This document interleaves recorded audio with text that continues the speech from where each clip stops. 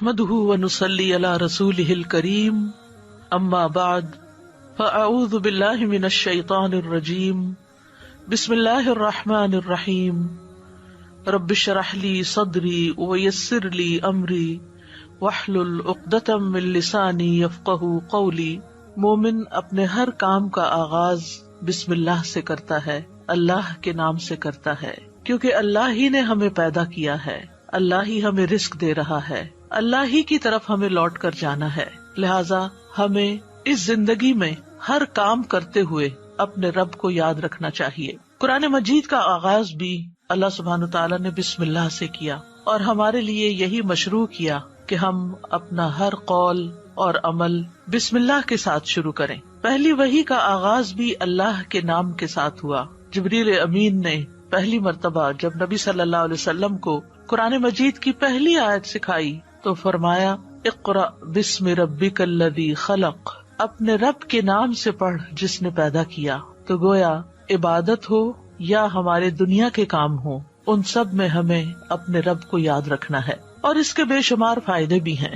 اللہ سبحانہ تعالیٰ کا نام بابرکت ہے، لہٰذا جب ہم اللہ کے نام سے کوئی کام شروع کرتے ہیں تو ہمارے کاموں میں برکت پیدا ہو جاتی ہے۔ قرآن مجید میں آتا ہے تبارک اسم ربک ذو الجلال والاکرام، بہت بابرکت ہے تیرے رب کا نام جو بہت عظمت والا، اکرام والا ہے۔ جب ہم عبادت کرتے ہیں تو کہتے ہیں ایاک نعبد و ایاک نستعین، صرف تیری ہی ہم عبادت کرتے ہیں اور تجھی سے ہم مدد چاہتے ہیں، کیونکہ ہم کمزور ہیں، ہم اللہ کی عبادت کا حق ادا نہیں کر سکتے۔ اس لیے کوئی بھی کام جو عبادت کی نوعیت سے تعلق رکھتا یعنی خاص عبادات سے، ان کے آغاز میں بھی اللہ کا نام لینا چاہیے، کیونکہ اس سے اللہ کی مدد حاصل ہوتی ہے، اور پھر مزید نیک کاموں کی توفیق بھی ہوتی ہے۔ انسان برائی سے بچتا ہے، شیطان کے وار سے محفوظ رہتا ہے، کیونکہ اللہ تعالیٰ کی مدد، توفیق اور سپورٹ انسان کو حاصل ہو جاتی ہے، اور انسان کے اندر کوئی فخر اور غرور نہیں آتا۔ وہ یہی سمجھتا ہے کہ جو بھی نیک کام میں کر رہا ہوں وہ اللہ کی مدد سے، اللہ کی توفیق سے ہی کر رہا ہوں، اس میں میرا اپنا کوئی کمال نہیں۔ وما توفیقی الا باللہ، نہیں مجھے توفیق مگر اللہ کے نام کے ساتھ ہی۔ پھر اسی طرح جب انسان بسم اللہ سے کام کا آغاز کرتا ہے تو انسان کو اخلاص نصیب ہوتا ہے، کیونکہ جب اللہ کا نام لیا تو اللہ کے نام کے ساتھ اللہ ہی کے لیے کام کرنا چاہیے جو بھی کچھ ہم کریں، اور پھر اگر وہ کام صحیح ہے، عبادت کا ہے یا دنیاوی امور سے متعلق ہے، تو پھر ہماری نیت اور ہمارا قبلہ درست ہو جاتا ہے، انسان کو اخلاص نصیب ہو جاتا ہے۔ پھر اسی طرح یہ ہے کہ انسان جب اللہ کے نام کے ساتھ کوئی کام کرتا ہے تو اللہ کی نعمتوں کی یاد دہانی بھی ہوتی ہے۔ مثال کے طور پر اگر آپ پانی پی رہے ہیں تو جب آپ پانی پینے لگتے ہیں تو بسم اللہ کہتے ہیں، اور جب بسم اللہ کہتے ہیں تو آپ کو اللہ کی یاد آ جاتی ہے، اور پھر ساتھ ہی وہ نعمت جو آپ استعمال کر رہے ہیں اس کے بارے میں غور و فکر بھی نصیب ہوتا ہے کہ یہ اللہ نے پانی پلایا ہے، اور پھر انسان کا غور و فکر اسے کہیں سے کہیں لے جاتا ہے، اس کے اندر ایک وسعت پیدا ہوتی ہے، وہ سوچتا ہے کہ یہ پانی میرے گلاس میں کہاں سے پہنچا، کس نے اتارا۔ تو ظاہر ہے کہ پانی کا پیدا کرنے والا بھی اللہ ہے، اور تمام چیزوں کو اللہ سبحانہ تعالیٰ نے پانی سے پیدا کیا۔ ہم تک جو پانی پہنچتا ہے کچھ تو زمینی ذرائع سے اور بیسیکلی بارش کے ذریعے آتا ہے۔ بارش کیسے آتی ہے؟ سمندروں کا پانی بخارات کی شکل میں اوپر اٹھتا ہے اور پھر بادلوں کی شکل میں جہاں اللہ چاہتا ہے برساتا ہے۔ جب بادل برستے ہیں یا برف پڑتی ہے تو پہاڑوں کی چوٹیوں پر اور مختلف جگہوں پر یا تو پانی جم جاتا ہے یا پھر ندی نالوں کی شکل میں، دریاؤں کی شکل میں بہنے لگتا ہے، اور کچھ پانی رس کر زمین کے اندر چلا جاتا ہے، چشموں کی شکل اختیار کر لیتا ہے، اور پھر مختلف ذرائع سے ہوتے ہوتے وہ ہم تک پہنچتا ہے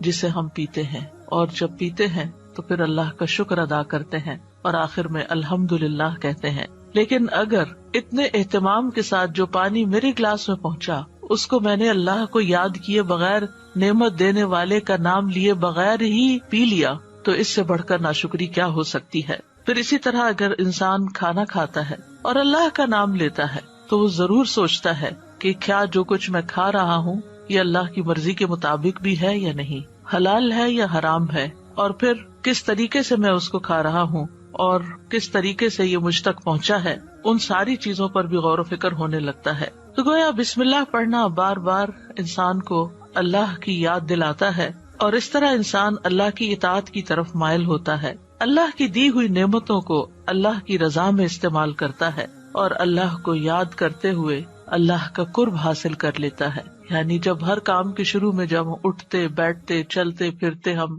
اللہ کا نام لیتے ہیں تو اس طرح ہمیں اللہ سبحانہ تعالیٰ کا قرب نصیب ہوتا ہے، اور ہمارے دنیا کے کام بھی عبادت بن جاتے ہیں، کیونکہ وہ اللہ کی مرضی کے مطابق اللہ کی رضا کے لیے ہوتے ہیں۔ اور اس طرح دنیا میں بھی کاموں کے اندر برکت پیدا ہوتی ہے، سہولت پیدا ہوتی ہے، اللہ کی مدد شامل حال ہوتی ہے، اور آخرت میں بھی یہ عمل فائدہ دیتا ہے، اور انسان کے اندر کوئی تکبر و غرور پیدا نہیں ہوتا۔ وہ سوچتا ہے کہ جو کچھ مجھے ملا ہے یہ اللہ کا فضل ہے۔ پھر ہم دیکھتے ہیں کہ انبیاء کا طریقہ بھی یہی رہا ہے۔ نوح علیہ السلام کے بارے میں آتا ہے کہ جب وہ کشتی پر سوار ہوئے تو انہوں نے دعا پڑھی، اس کا آغاز بھی بسم اللہ سے کیا، بسم اللہ مجریہا و مرساہا۔ اسی طرح سلیمان علیہ السلام نے ملکہ سبا کو جو خط لکھا اس کے آغاز میں بھی بسم اللہ لکھا۔ پھر اسی طرح ہم دیکھتے ہیں کہ نبی صلی اللہ علیہ وسلم متعدد مقامات پر بسم اللہ کی تعلیم دیتے ہیں، جس کے بارے میں آگے ہم متعدد احادیث میں دیکھیں گے کہ کس طرح آپ صلی اللہ علیہ وسلم کی زندگی کا ایک اہم حصہ تھا بسم اللہ پڑھنا،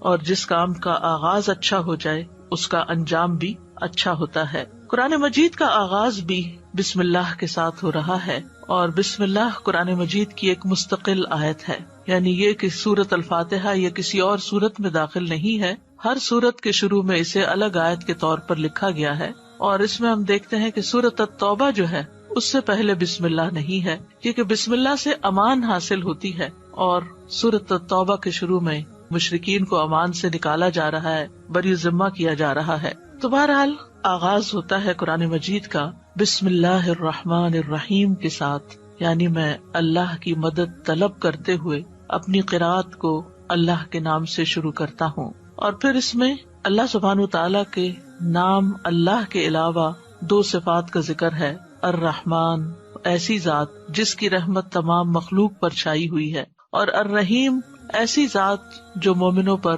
آخرت میں بھی رحم فرمائے گی۔ جہاں تک لفظ اللہ کا تعلق ہے تو اس کو اسم الجلالہ بھی کہتے ہیں۔ اللہ کی اصل الالہ ہے، اور لغت عرب میں الہ 4 معنوں پر بولا گیا ہے۔ نمبر 1 المعبود جس کی عبادت کی جائے، نمبر 2 الملجا جس کی پناہ لی جائے، نمبر 3 المفزوع الیہ گھبراہٹ میں جس سے مدد حاصل کی جائے، نمبر 4 المحبوب وہ محبوب جس کے ساتھ عظیم محبت ہو اور اس کے بارے میں عقلیں حیران ہو جائیں۔ تو اللہ کا لفظ اللہ سبحانہ تعالیٰ کا اسم ذات ہے، یعنی ذاتی نام ہے، سب ناموں سے عظیم اور اعلیٰ ہے، اور یہ جلیل القدر نام اللہ سبحانہ تعالیٰ کے جتنے بھی باقی نام ہیں وہ سب اسی نام کی طرف لوٹتے ہیں، یعنی وہ اللہ ہی کے نام اور اللہ ہی کی صفات ہیں۔ اور اس کو امام غزالی کہتے ہیں کہ یہ اللہ تعالیٰ کے ناموں میں سے سب سے زیادہ عظیم نام ہے، کیونکہ یہ اس ذات الہی پر دلالت کرتا ہے جو تمام صفات الہیہ کو جمع کرنے والی ہے، یہاں تک کہ کوئی بھی صفت اس سے جدا اور علیحدہ نہیں ہو سکتی۔ یعنی اللہ تعالیٰ کے جتنے بھی باقی اچھے اچھے نام ہیں وہ سب اللہ ہی کے نام ہیں۔ وَلِلَّهِ الْأَسْمَاءُ الْحُسْنَى کہ اللہ ہی کے لیے ہیں اچھے اچھے نام۔ سورۃ الاسراء میں آتا ہے قُلِ ادْعُوا اللَّهَ أَوِ ادْعُوا الرَّحْمَٰنَ أَيَّمَّا تَدْعُوا فَلَهُ الْأَسْمَاءُ الْحُسْنَى کہہ دیجئے کہ اللہ کو پکارو یا رحمان کو پکارو، تم جس کو بھی پکارو گے سو بہترین نام اسی کے ہیں۔ اسی طرح سورۃ الحشر میں آتا ہے هُوَ اللَّهُ الْخَالِقُ الْبَارِئُ الْمُصَوِّرُ لَهُ الْأَسْمَاءُ الْحُسْنَى وہ اللہ ہی ہے جو خاکہ بنانے والا ہے، گھڑنے ڈھالنے والا ہے، صورت بنا دینے والا ہے، سب اچھے اچھے نام اسی کے ہیں۔ اسی کی تسبیح کر رہی ہے ہر وہ چیز جو آسمانوں اور زمین میں ہے، وہی سب پر غالب کمال حکمت والا ہے۔ تو اس لیے بہت ضروری ہے کہ جب ہم بسم اللہ مختلف مقامات پر کہتے ہیں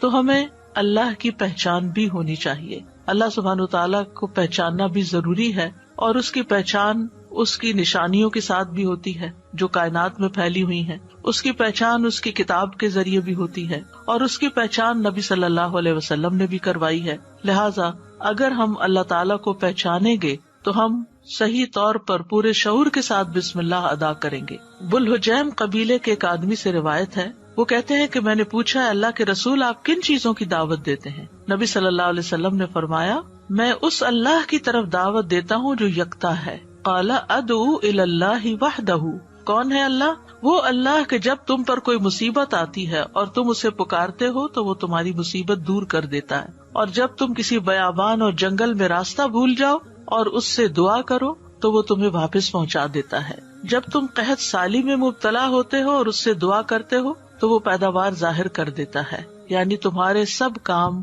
وہی بناتا ہے. لیکن یہاں خاص طور پر اس آیت کے اندر یعنی بسم اللہ الرحمن الرحیم کے اندر اللہ سبحانہ تعالیٰ نے اپنا جو تعارف کرایا ہے، اپنی جو پہچان کرائی ہے، وہ اپنی صفت رحمت کے ساتھ کروائی ہے کہ کون ہے اللہ؟ وہ جو بے حد مہربان، بہت ہی زیادہ مہربان. الرحمن فعلان کے وزن پر مبالغے کا صیغہ ہے کہ جو بہت ہی زیادہ، یعنی انسان کی عقل اس کو کمپریہنڈ کر ہی نہیں سکتی کہ وہ کتنا مہربان ہے. اور پھر مزید اسی صفت سے، صفت رحمت ہی سے الرحیم کا لفظ آیا کہ جو بار بار رحم کرنے والا ہے. لہٰذا اللہ سبحانہ تعالیٰ وہی ہے جو اپنی رحمتیں نچھاور کرتا ہے، اور رحمت کا مطلب ہے نرمی اور شفقت کرنے والا. گویا اللہ سبحانہ تعالیٰ کی صفات میں اللہ تعالیٰ کے اپنے بندوں کے ساتھ، اپنی مخلوق کے ساتھ معاملہ کرنے میں نرمی اور شفقت ہے. اور رحمان اور رحیم دونوں صفات اللہ ہی کی ہیں، دونوں نام اللہ ہی کے ہیں،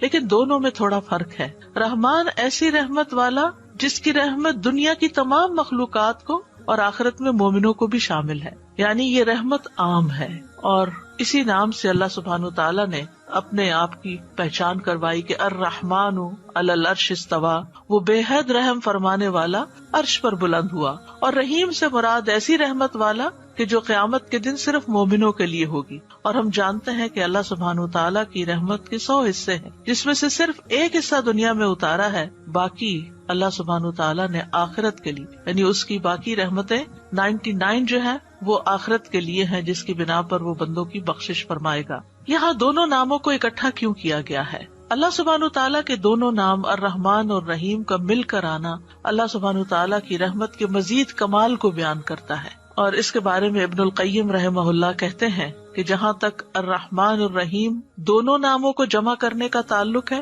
تو اس کا معنی ان دونوں معنوں سے اچھا ہے جو معنی ان کے الگ الگ بیان کیے جاتے ہیں، یعنی وہ مزید جمع ہو جاتا ہے. اور وہ یہ ہے کہ الرحمن اللہ کی قائم صفت پر دلالت کرتا ہے اور لفظ الرحیم اللہ کی مخلوق پہ کی جانے والی رحمت سے تعلق رکھتا ہے. پس پہلا نام جو ہے اللہ کی ذاتی صفت رحمت پہ دلالت کرتا ہے، اور دوسرا نام اللہ کے فعل پر دلالت کرتا ہے کہ اللہ اپنی رحمت کے ساتھ مخلوق پر رحم فرماتا ہے. اور ابن قیم یہ بھی کہتے ہیں کہ ان دونوں صفات کو جمع کرنے کا یہ فائدہ ہے کہ اللہ نے دنیا میں جلد اور آخرت میں بعد میں واقع ہونے والی رحمت کی خبر دی ہے، اور اللہ کی خاص اور عام رحمت کے متعلق خبر دی گئی ہے، اور اللہ کی رحمت اس کے غضب پر غالب ہے. ابو ہریرہ کہتے ہیں کہ رسول اللہ صلی اللہ علیہ وسلم نے فرمایا، جب اللہ مخلوق کو پیدا کر چکا تو اس نے اپنی کتاب لوح محفوظ میں لکھا جو اس کے پاس عرش پر موجود ہے کہ میری رحمت میرے غضب پر غالب ہے، اور اس کی رحمت بہت وسیع ہے. قرآن مجید میں آتا ہے وَرَحْمَتِي وَسِعَتْ كُلَّ شَيْءٍ، میری رحمت نے ہر چیز کو گھیر رکھا. کوئی اس کو مانتا ہے یا نہیں مانتا، اس کی عبادت کرتا ہے یا نہیں کرتا، جتنے بھی ہم دنیا میں لوگ چل پھر رہے ہیں، سخت نافرمانیاں کرتے ہیں، لیکن اس کے باوجود وہ ہمیں جینے کی مہلت دیتا ہے، رزق دیتا ہے، ہمارے کام سنوارتا ہے، ہمیں مشکلات سے بچاتا ہے. تو اللہ کے یہ دونوں نام جو ہیں، انسان کو اگر ان کی پہچان ہو جائے تو ہر غم اور پریشانی اس کی دور ہو جائے. کیونکہ ہر تکلیف میں، ہر مشکل میں اگر انسان یہ یاد کر لے کہ میرا رب بڑا ہی مہربان ہے، بڑی ہی رحمت فرمانے والا ہے، تو انسان کی پریشانی دور ہو جائے کہ وہ ہے کوئی جو میری مشکل آسان کر سکتا ہے، اور وہ اپنی رحمت فرمائے گا اور ضرور کر دے گا. تو ہمیں ہر کام سے پہلے بسم اللہ پڑھنی چاہیے، کیونکہ اللہ سبحانہ تعالیٰ کا نام لینے والا کامیاب ہوتا ہے. جیسے کہ قرآن مجید میں آتا ہے قد افلح من تزکا وذکر اسم ربہ فصلی، بے شک کامیاب ہو گیا جو پاک ہوا اور اس نے اپنے رب کا نام یاد کیا.